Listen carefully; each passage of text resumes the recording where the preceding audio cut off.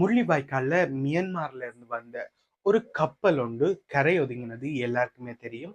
அவங்க இப்ப எங்க இருக்கிறாங்க? இப்ப அவங்களோட நிலைமை என்னன்றத தான் இந்த வீடியோல பார்க்க போறோம். கப்பல் வந்து இந்த மாதிரி வந்திருக்கிறாங்க.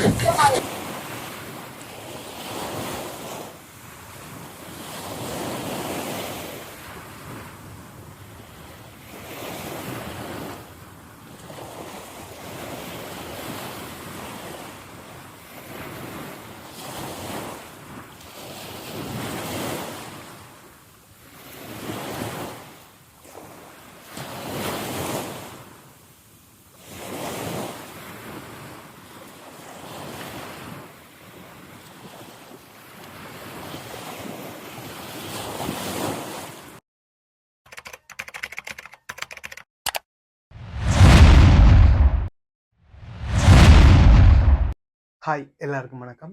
முள்ளிவாய்க்கால்ல மியன்மார்ல இருந்து வந்த ஒரு கப்பல் ஒன்று கரை ஒதுங்கினது எல்லாருக்குமே தெரியும். அந்த கப்பல்ல வந்த 102 பேர் இப்ப அவங்களோட நிலைமை என்னன்றத தான் இந்த வீடியோல பார்க்க போறோம். கிட்டத்தட்ட 102 பேர் வந்திருந்தாங்க. அதுல வந்து 25 சிறுவர்களும் 30 பெண்களும் அதுல ஒரு கர்ப்பிணி பெண்ணும் இருந்திருக்காங்க. இந்த 102 பேரும் இப்ப திருகோணமலையில நீதிமன்றத்துல சமர்ப்பிக்கப்பட்டு அந்த 102 பேரும் திருகோணமலையில ஒரு இடத்துல தங்க வைக்கப்பட்டிருக்கு. இவங்க இந்த 102 பேரையும் இலங்கை கடற்படையினர் வந்து பொறுப்பேற்றிருக்காங்க.